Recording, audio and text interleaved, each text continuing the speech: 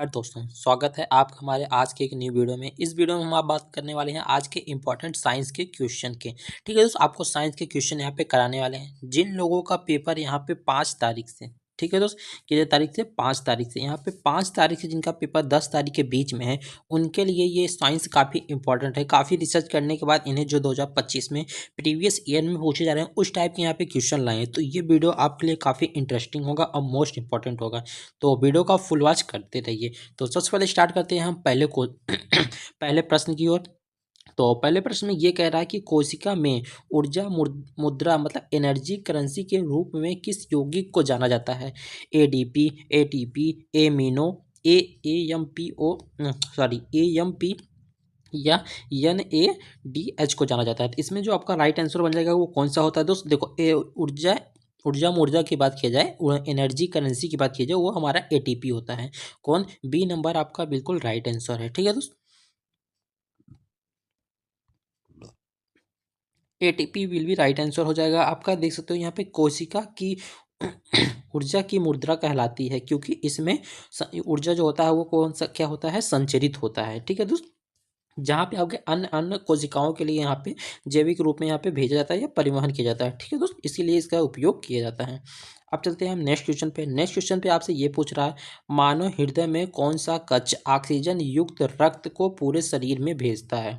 ठीक है दोस्त, आपका कौन सा हो जाएगा? वो दायां आलिंद हो जाएगा, दायां आलिंद हो जाएगा, दायां निलय हो जाएगा, बायां आलिंद हो जाएगा या बायां निलय हो जाएगा? तो आपका जो राइट आंसर बन जाएगा इसमें कौन सा बन जाएगा?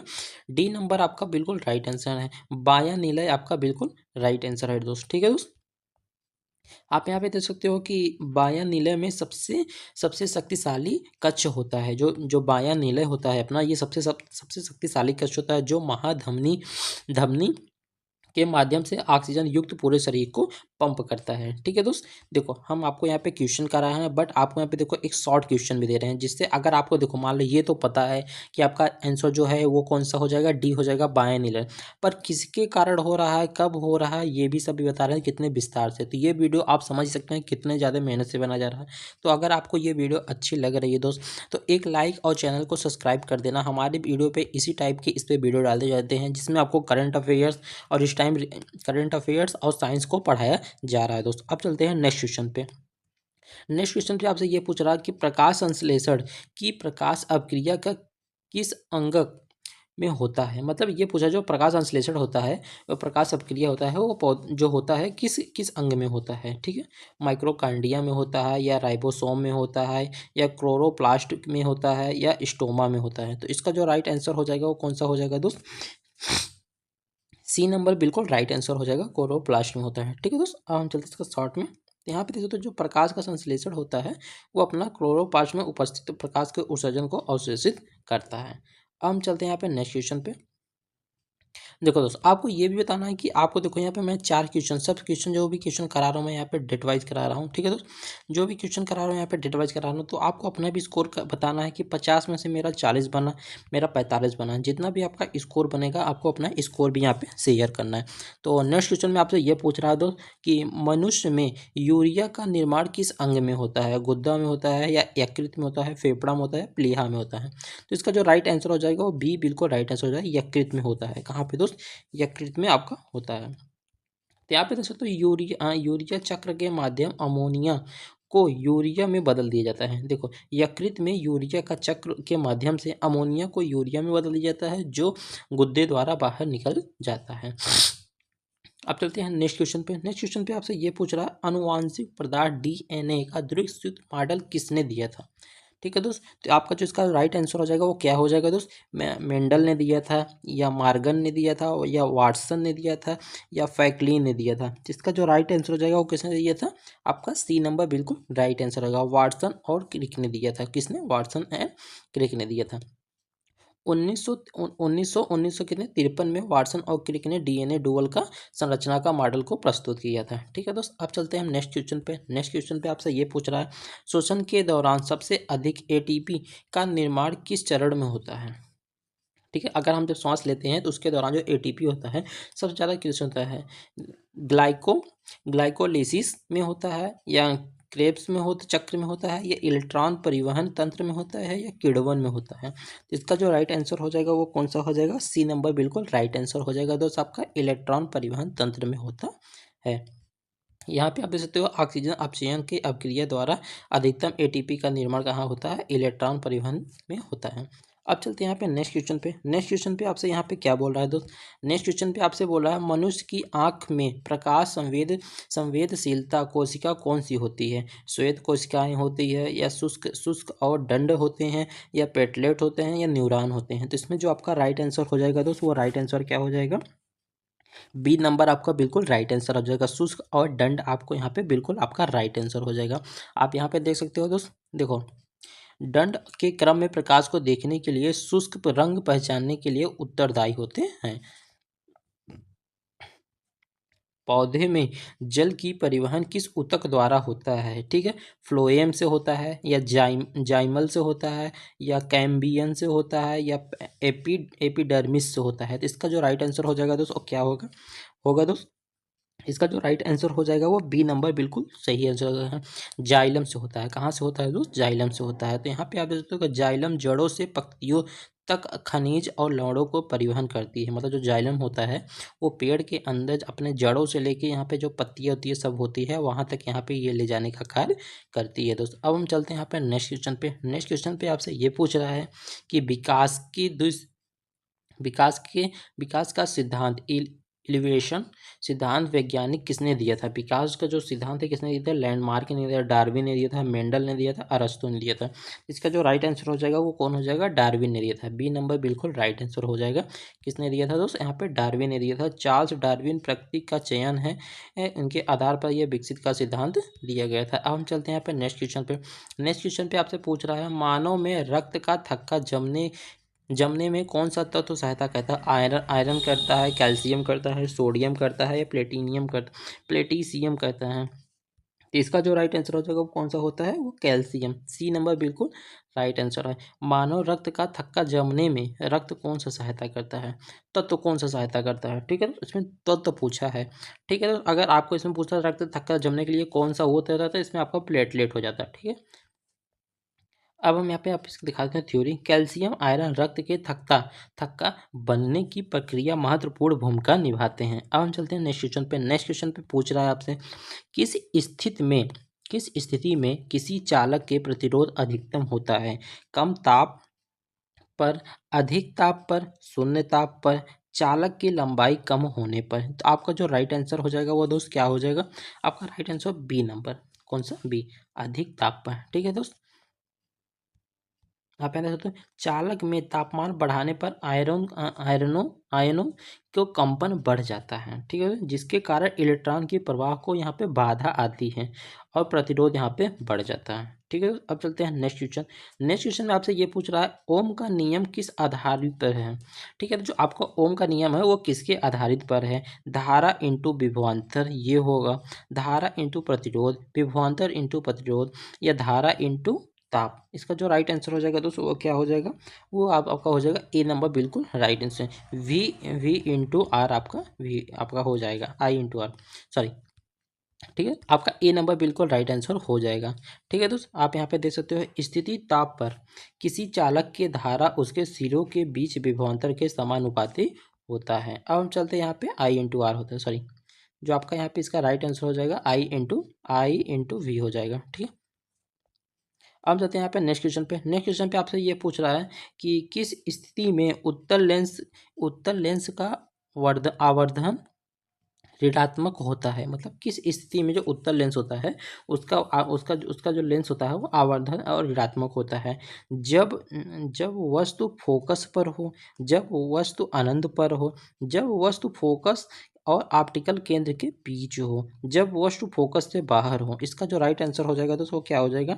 डी नंबर आपका बिल्कुल राइट आंसर होगा, जब वस्तु फोकस के बाहर हो। ठीक है, तब जाके आपका यहाँ पे ऋणात्मक बनता है। जब वस्तु जब जब फोकस से बाहर रखी वस्तु की छवि वास्तविक और उल्टी बनती है, इसके कारण आवर्धन यहाँ पे क्या होता है? आपका ऋणात्मक होता है।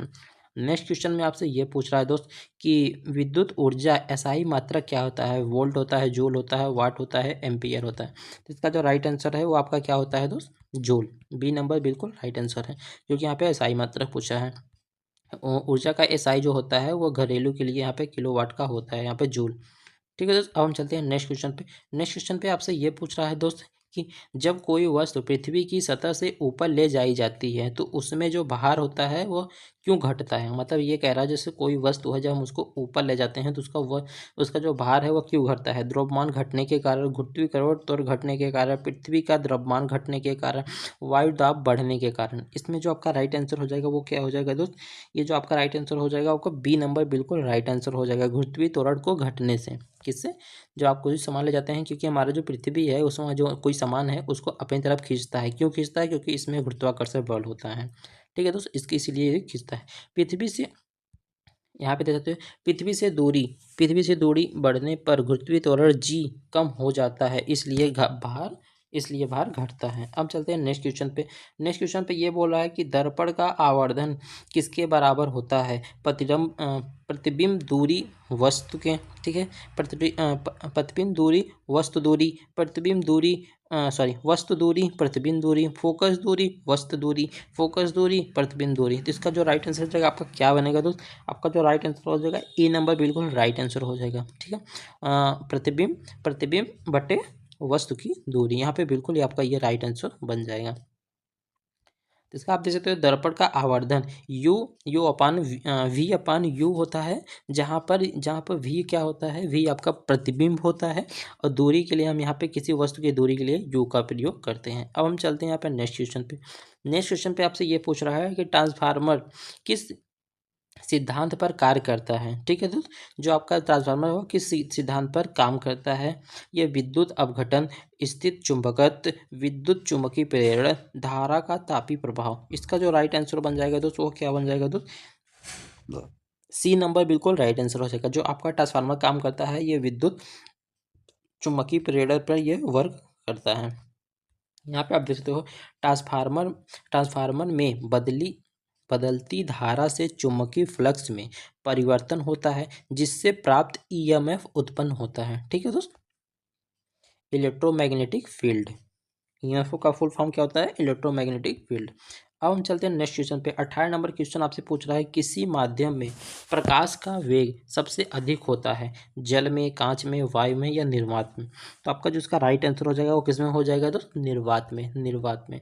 निर्वात मतलब क्या होता है दोस्त, जहाँ पे वायु का आवागमन न हो, जहाँ पे वायु से कोई था ना हो। ठीक है दोस्त, निर्वात में प्रकाश का अधिकतम वेग निर्वात में होता है, जहाँ 3 × 10⁸ माइक्रो पर सेकेंड होता है, मीटर पर सेकेंड होता है। ठीक है, तो आप चलते हैं नेक्स्ट क्वेश्चन पे। नेक्स्ट क्वेश्चन पे आपसे ये पूछ रहा है किसके कारण इंद्रधनुष बनता है। प्रकाश का परावर्तन, प्रकाश का अपवर्तन, प्रकाश का विवर्तन, या अपवर्तन और परावर्तन एवं पूर्ण आंतरिक परावर्तन किसके कारण होता है। इसका जो आपका आंसर है, आपका आंसर कौन सा है, HW है।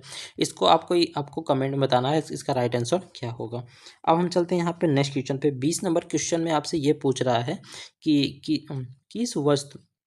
किस स्थिति में द्रव्यमान और भार समान होते हैं। मतलब ऐसा कौन सा स्थिति है जिसमें द्रव्यमान अपना और भार दोनों क्या होते हैं, समान होते हैं। चंद्रमा पर, पृथ्वी भार पर, या अंतरिक्ष पर, जब जी बराबर 1 मीटर पर सेकेंड स्क्वायर हो। तो इसका जो राइट आंसर हो जाएगा आपका क्या हो जाएगा दोस्त, डी नंबर बिल्कुल राइट आंसर। डी नंबर बिल्कुल राइट आंसर, जब जी का मान का आपका क्या हो, 1 मीटर पर सेकेंड हो। आप यहाँ पे देख सकते हो भार बराबर द्रव्यमान इंटू जी, जहाँ पर जी का 1 मीटर पर सेकेंड होता है तब भार का मान द्रव्यमान के बराबर होता है। ठीक है, तो अब हम चलते हैं नेक्स्ट क्वेश्चन पे। नेक्स्ट क्वेश्चन पे आपसे ये बोल रहा है किसी वस्तु को केरोसिन तेल में रखा जाता है। मैग्नीशियम कौन सा तत्व है जिसको केरोसिन तेल में रखा जाता है। मैग्नीशियम होते हैं, या एल्युमिनियम है, सोडियम है, या तांबा है। तो इसका जो राइट आंसर बन जाएगा दोस्तों वो आपका क्या बन जाएगा, आपका जो राइट आंसर हो जाएगा वो कौन सा है, सोडियम। ठीक है दोस्त, अब हम आपका यहाँ पे केमिस्ट्री को यहाँ पे कवर कर रहे हैं, तो सोडियम आपका बिल्कुल राइट आंसर हो जाएगा। सोडियम अत्यधिक अपक्रियाशील धातु है। यह वायु और नमी में तुरंत आते ही इसमें क्या होते हैं, वो आते ही ये अपक्रिया करने लगते हैं, इसीलिए इनको केरोसिन में रखा जाता है। अब हम चलते हैं नेक्स्ट क्वेश्चन पे। नेक्स्ट क्वेश्चन में आपसे ये पूछ रहा है कि ऑक्सीकरण का सही अर्थ क्या होता है। इलेक्ट्रॉन प्राप्त करना, इलेक्ट्रॉन त्याग करना, हाइड्रोजन प्राप्त करना, ऑक्सीजन त्याग करना। तो इसका जो राइट आंसर हो जाएगा दोस्तों क्या हो जाएगा, बी नंबर बिल्कुल राइट आंसर है, इलेक्ट्रॉन को यहाँ पे त्याग करना। अब हम चलते हैं यहाँ पे नेक्स्ट क्वेश्चन पे। नेक्स्ट सॉरी अधिकतम परिभाषा के अनुसार ऑक्सीजन इलेक्ट्रॉन को यहाँ पे त्याग देता है। अब हम चलते हैं नेक्स्ट क्वेश्चन पे। नेक्स्ट क्वेश्चन पे आपसे ये पूछ रहा है कि किस पीएच का मान, ठीक, किस पीएच मान सबसे अधिक होता है। HCl का, NaOH का, शुद्ध जल का या सिरका का। किसका पीएच का मान सबसे अधिक होता है आपको बताना है। NaOH का। किसका, बी नंबर बिल्कुल राइट आंसर है। ठीक है दोस्तों, आप यहाँ पे देखते हो NaOH एक प्रबल क्षार है, इसीलिए इसका पीएच सबसे अधिक होता है, 13 से 14 होता है। कितना होता है, 13 से 14 होता है। अब हम बात करते हैं नेक्स्ट क्वेश्चन पे। नेक्स्ट क्वेश्चन में पूछ रहा है लोहे में जंग लगने के लिए आवश्यक केवल ऑक्सीजन, केवल जल, ऑक्सीजन और जल दोनों, या कार्बन डाइऑक्साइड। इसका जो राइट आंसर हो जाता है लोहे में जंग क्यों लगता है, ऑक्सीजन और जल यहाँ पे दोनों की बहुत अधिक यहाँ पे भूमिका होती है, इसके कारण यहाँ पे आपका क्या लगता है, जल। तो सी नंबर बिल्कुल राइट आंसर है, ऑक्सीजन और नमी की उपलब्धि में लोहे में क्या लगता है, जंग लगता है। अब चलते हैं यहाँ पे 25 नंबर क्वेश्चन पे। 25 नंबर क्वेश्चन में आपसे क्या पूछ रहा है, तो कौन सी धातु विद्युत की सबसे अच्छी चालक होते हैं, तांबा, लोहा, चांदी, एल्युमिनियम। इसका जो राइट आंसर हो जाएगा कौन सा होता है, अपना सिल्वर होता है। कौन सा, चांदी अपना बिल्कुल राइट आंसर है। ठीक है दोस्तों, अब हम चलते हैं इसके आंसर की ओर। तो यहाँ पे देखते हो चांदी जो है विद्युत का बहुत अधिकतम चालक होता है। निश्चय आपसे क्या पूछ रहा है, रक्त प्लाज्मा में कितने प्रतिशत आपका जल होता है, 50%, 70%, 90%, 95%। आपका जो राइट आंसर बन जाएगा कितना, 90%। 90% बिल भी राइट आंसर हो जाएगा। जो आपका प्लाज्मा होता है मुख्यतः इसके अंदर H2O का वो बनता है। शेष 10% आपका प्रोटीन होता है, जिसमें एम्बुलिन और ग्लोबिलीन होता है, लवण, ग्लूकोज, हार्मोन्स एवं अविष्ट पदार्थ होते हैं। ठीक है, तो आपका यहाँ लगभग 90% क्या होता है, जल होता है। अब हम चलते हैं यहाँ पे नेक्स्ट क्वेश्चन पे।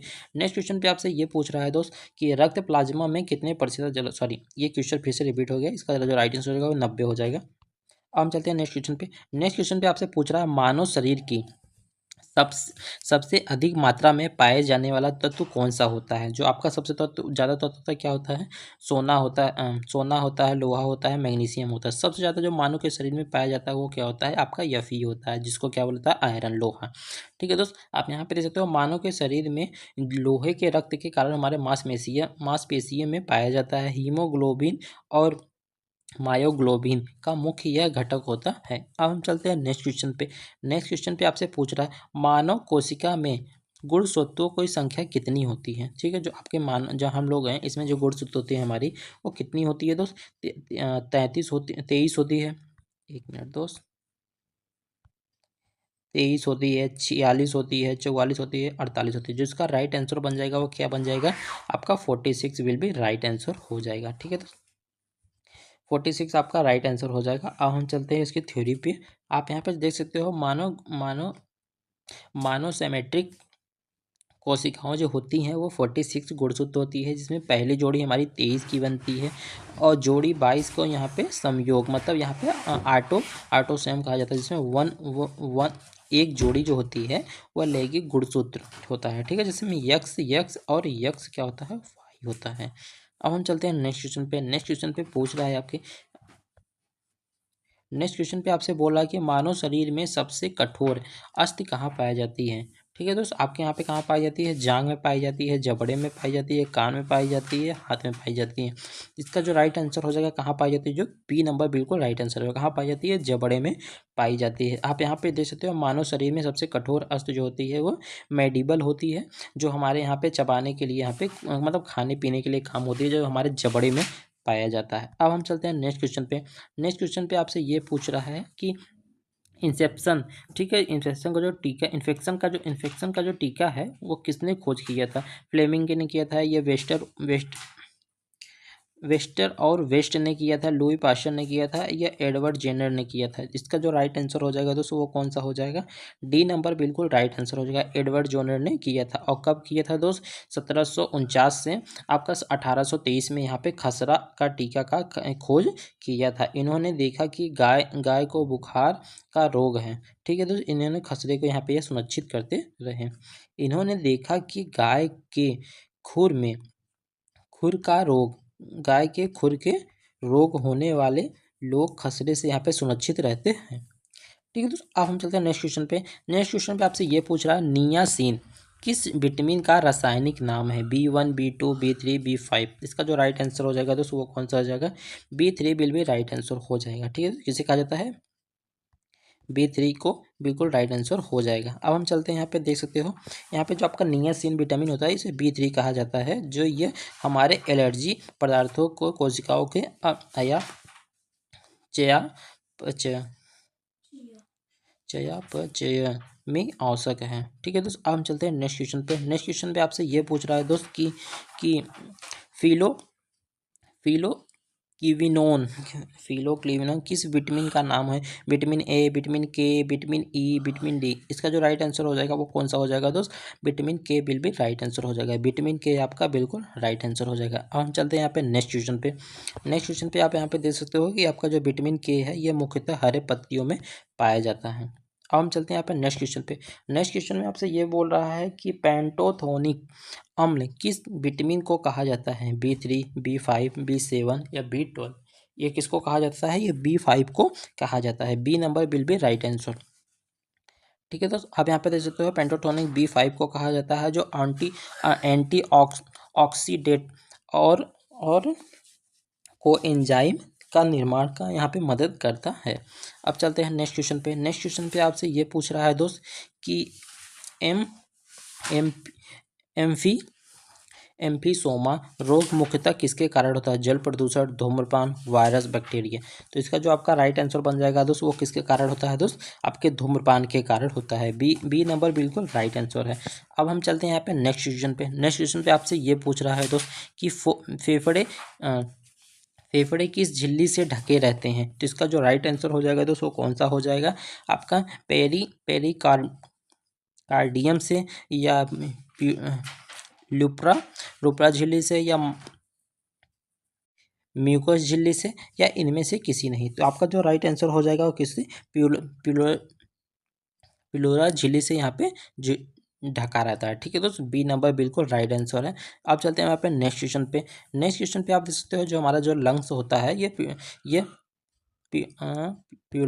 पिलोरा नामक झिल्ली से यह ढका रहता है जो दो परतों में होता है, ठीक है दोस्त। अब हम चलते हैं यहाँ पे नेक्स्ट क्वेश्चन पे। नेक्स्ट क्वेश्चन पे आपसे बोल रहा है कि श्वसन का नियंत्रण मस्तिष्क के कौन से भाग में होता है? जो श्वसन का नियंत्रण होता है यह मस्तिष्क में कौन से भाग में होता है? सेरेब्रम में होता है, या मेडुला आल्बोगेटा में होता है, या सेरेब्रम में होता है, या हाइपोथैलेमस में होता है? तो इसका जो राइट आंसर हो जाएगा वो कौन सा हो जाएगा दोस्त?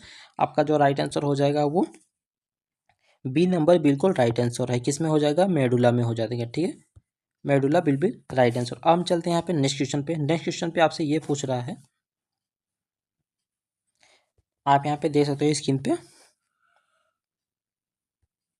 आप स्क्रीन पे देख सकते हो यहाँ पे कि मेडुला आल्बोगेटा मस्तिष्क का हिस्सा होता है जो स्वतः जो स्वायत्त स्वतंत्र को हृदय की गति और रक्तचाप को यहाँ पे क्या करता है? ये नियंत्रण करता है। अब हम चलते हैं यहाँ पे नेक्स्ट क्वेश्चन पे।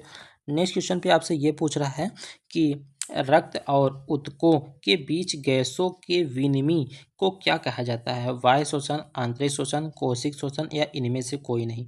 इसमें जो आपका राइट आंसर बन जाएगा वो कौन सा? बी नंबर बिल्कुल राइट आंसर हो जाएगा, आंतरिक शोषण को कहा जाता है। अब हम चलते हैं यहाँ पे नेक्स्ट क्वेश्चन पे। नेक्स्ट क्वेश्चन पे आपसे ये कह रहा है कि रेस्पायरोमीटर से क्या मापा जाता है? रक्तचाप नापा जाता है, श्वसन नापा जाता है, हृदय की गति नापी जाती है, या फेफड़ों की क्षमता नापी जाती है? तो इसका जो राइट आंसर हो जाएगा डी नंबर बिल्कुल राइट आंसर हो जाएगा।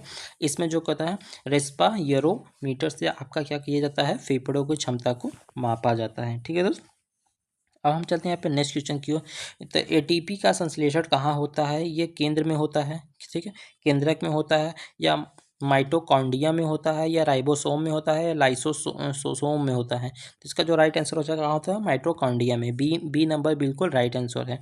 40 नंबर। अब हम चलते हैं 41 नंबर क्वेश्चन में। इसमें आपको पूछ रहा है ग्लूकोज का पर पायरुविक अम्ल की विघटन क्या कहलाता है। ये कहलाता है क्रेब्स चक्र कहलाता है, या ग्लाइकोलाइसिस कहलाता है, या प्रकाश संश्लेषण कहलाता है, या टंक वन वन कहलाता है। तो इसका जो राइट आंसर हो जाएगा वो कौन सा हो जाएगा दोस्त, इसका जो राइट आंसर हो जाएगा वो कौन सा, बी नंबर बिल्कुल राइट आंसर हो जाएगा, ग्लाइकोलाइसिस कहलाता है। ठीक है दोस्त, हम चलते हैं यहाँ पे नेक्स्ट क्वेश्चन पे। नेक्स्ट क्वेश्चन पे देख सकते हो, मस्तिष्क के क्रेस्टियन खोपड़ी में कितनी हड्डियां होती है। 6, 8, 14 और 22। आपकी जो यहाँ पे राइट आंसर हो जाएगा वो कौन सा हो जाएगा दोस्त, यहाँ पे 22 नंबर बिल्कुल राइट आंसर, डी नंबर बिल्कुल राइट आंसर है आपका। कितनी हड्डियां होती हैं यहाँ पे आप देख सकते हो 22 नंबर बिल्कुल राइट आंसर है। यहाँ पे देख सकते हो मानव शरीर खोपड़ी के अंदर यहाँ पे कुल 22 हड्डियां होती है, जो मुख्यतः दो भाग में बांटा गया है, जिसे फर्स्ट में कहते हैं कपाल यह सुरक्षित करती है, मस्तिष्क को यह सुरक्षित रखती है, जिसमें 8 हड्डियां पाई जाती है। और दूसरा होता है क्या, फेसियल बोन होता है। फेसियल बोन हमारे जो चेहरे के आकार होते हैं, इसमें कितनी हड्डियां पाई जाती हैं, 14 हड्डियां पाई जाती हैं। अब हम चलते हैं नेक्स्ट क्वेश्चन पे। नेक्स्ट क्वेश्चन पे पूछ रहा है कि केंद्रीय तंत्रिका तंत्र में कौन शामिल होता है। केवल मस्तिष्क, रीढ़ की हड्डियां, केवल रीढ़ की हड्डियां, मस्तिष्क और मेरुरज्जी। ठीक है दोस्तों, और दूसरा जो है हाथ पैर के नसें। तो इसका जो राइट आंसर हो जाएगा सी नंबर बिल्कुल राइट आंसर हो जाएगा, मस्तिष्क और मेरुरज्जी। ठीक है दोस्तों, अब हम चलते हैं आपका यहाँ पे नेक्स्ट क्वेश्चन पे। नेक्स्ट क्वेश्चन पे आपसे ये पूछ रहा है कि वह जीव जिसमें न्यूरॉन है पर मस्तिष्क नहीं होता, अमीबा, हाइड्रा, केचुआ, मछली। इसका जो राइट आंसर हो जाएगा वो कौन सा हो जाएगा, हाइड्रा बिल्कुल राइट आंसर होगा, बी नंबर बिल्कुल राइट आंसर हो जाएगा। अब हम चलते हैं आपके यहाँ पे नेक्स्ट क्वेश्चन पे। नेक्स्ट क्वेश्चन पे आपसे ये पूछ रहा है दोस्त कि मस्तिष्क के किस लेब के कारण हम सुन सकते हैं। मतलब ऐसा कौन सा मतलब मस्तिष्क का है जिसमें हम सुन सकते हैं। ऐसा आपका फ्रंटल लेब हो गया, आपका यहाँ पे टेम्पोरल लेब हो गया, पेरीएटल हो लेब हो गया, और ऑक्सीपिटल लेब हो गया। तो इसका जो आपका राइट आंसर हो जाएगा दोस्त, आपका कौन सा हो जाएगा, आपका बी नंबर बिल्कुल राइट आंसर हो जाएगा, टेम्पोरेलर लैब हो जाएगा। ठीक है दोस्त, अब हम चलते हैं यहाँ पे नेक्स्ट क्वेश्चन पे। नेक्स्ट क्वेश्चन में आपसे ये पूछ रहा है कि प्रोटोप्लाज्म जीव द्रव किस से दिया गया था। रॉबर्ट हुक ने, या पायर केंजे ने, या स्लाइडेन ने, या स्वान ने। इसका जो राइट आंसर हो जाएगा दोस्त आपका क्या हो जाएगा, आपका सी नंबर बिल्कुल राइट आंसर हो जाएगा। किसने, स्लाइडेन ने। किसने दिया था दोस्त, स्लाइडेन ने। अब हम चलते हैं यहाँ पे 47 नंबर क्वेश्चन पे। 47 नंबर क्वेश्चन पे आपसे ये पूछ रहा है कि एक कोष्ठी जो जीव होते हैं उसका उदाहरण क्या है, अमीबा है, या यसिंसा है, या पैरामीशियम है, या उपयुक्त सभी है। इनमें से जो आपका राइट आंसर हो जाएगा, जो एक कोष्ठक होते हैं कौन सा, उपयुक्त सभी। ठीक है दोस्त, अब हम चलते हैं यहाँ पे 48 नंबर क्वेश्चन पे। 48 नंबर क्वेश्चन में आपसे कह रहा है कि कोष्ठक सेल में पाई जाती है क्या, पादप, जीवाणु, या जंतु कोशिका, या ए बी। इनमें से आपका जो ए और बी, ठीक है, तो ए और बी दोनों पाई जाती हैं। ठीक है दोस्त, ए और बी यहाँ पे दोनों पाई जाती हैं। आज का लास्ट क्वेश्चन और मोस्ट इंपॉर्टेंट है, जो विटामिन 7 को रासायनिक नाम क्या होता है। रेक्टिनाल होता है, बायोटीन होता है, या टोकोफेरॉल होता है, या थाइमीन होता है। ठीक है तो आपका जो राइट आंसर हो जाएगा कौन सा हो जाएगा, आपका यहाँ पे बी नंबर बिल्कुल राइट आंसर हो जाएगा, बी नंबर बिल्कुल राइट आंसर, बायोटीन होता है। B7 का रासायनिक नाम क्या होता है, बायोटीन होता है। तो अब आपको इसमें ये बताना है कि आपका इसमें 50 में से कितना क्वेश्चन बना है, 45 बना, 40 बना, 30 बना, कि जितना भी आपका बना है आपको कमेंट बताना है। और आई होप ये वीडियो आपको अच्छी लगी है तो आपको क्या करना है, एक सब्सक्राइब कर देना है, सब्सक्राइब कर देना है, और वीडियो को क्या कर देना है, लाइक कर देना है, और अपने दोस्तों को भी यहाँ पे शेयर कर देना है। ठीक है दोस्त, मिलते हैं नेक्स्ट वीडियो में, तब तक के लिए जय हिंद दोस्त।